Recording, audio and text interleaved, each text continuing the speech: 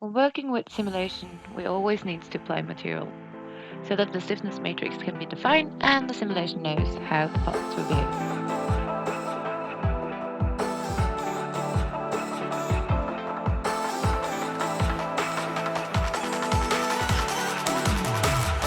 In this video, I will show you how to apply material to one, multiple, or all parts, and a few tips that can make this process a bit easier and quicker.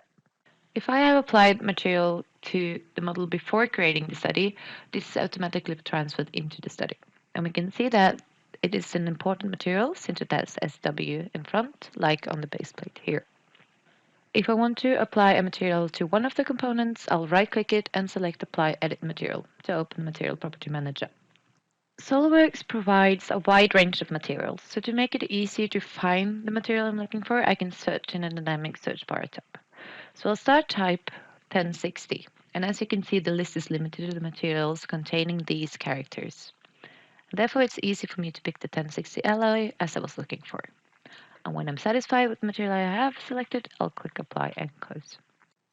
If I need to apply the same material to multiple components, I can mark them by holding the Ctrl or Shift down and right-clicking one of them.